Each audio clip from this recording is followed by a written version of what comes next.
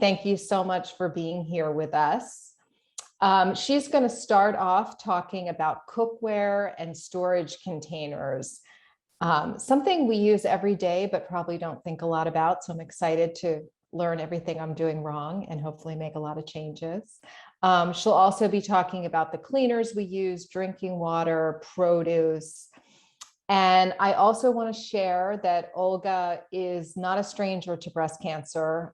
She has her own personal experience in having breast cancer, so has a lot of different perspectives to share. So remember, during the program, if you have questions, put them in the Q&A. There is the chat feature, but there's also the Q&A feature. So if you want Lynn to be able to see your question, please make sure you put it there. But communicate with each other on the chat. While we're still doing things on Zoom virtually, the chat function can be incredibly supportive. So let's get started.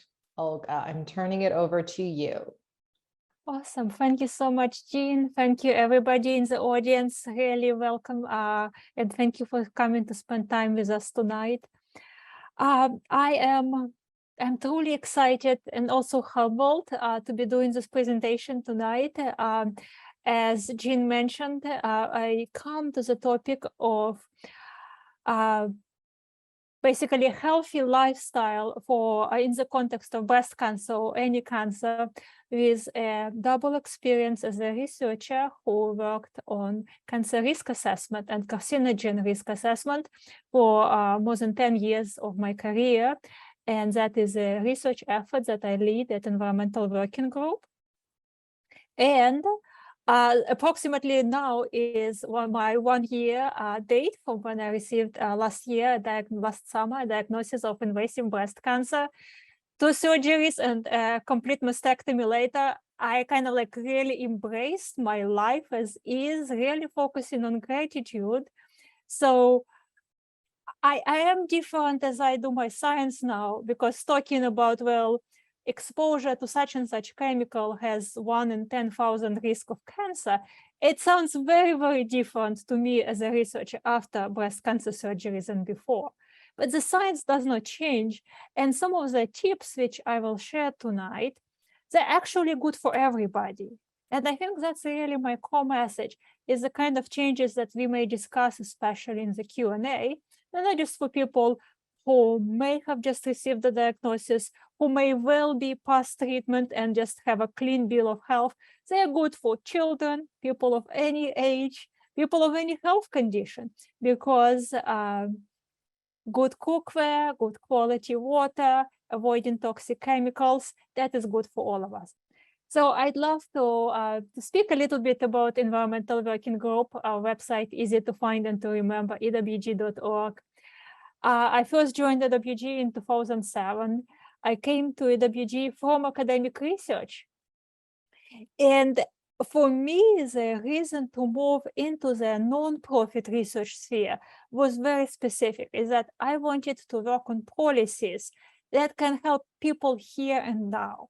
Now, 10 plus years later into this work, I know that sometimes policy change takes time. That's a very interesting and separate question. But in parallel with that, I myself also came to realize the power of individual choices. And that is that even while policy changes takes time, what we buy today can make a positive difference for the environment, for the marketplace, for workers' health, for those people who produce all the great goods and services which we buy, and for our own health. Now, I do have to have the next slide. Probably in our conversation, some brand names will pop up. To the best of my ability, I will really focus on kind of big picture choices, not recommending any particular brands, but invariably they will come up with some of the with product names that became household names as well. So in kind of 4 topics, and Jean teed them up, that we will touch on cookware. EWG gets lots of questions about cookware and storage containers, which products to buy. Then we will talk about cleaners, and there I will be very excited to share with this great audience some of the new EWG research that we are now working on, looking at the cleaner space. Actually, EWG commissioned our own testing, and I will share some of the preliminary findings which we made. We'll talk about tap water, and I will introduce to everybody EWG's tap water database, where one can look up the data on water quality wherever one lives, simply by putting in the zip code. And then hopefully we will have time. We'll talk a little bit about produce and shopping for food, a super important topic. And I can speak from personal experience, a topic that anybody who has received a diagnosis of breast cancer spends a lot of time thinking about what products are best for me.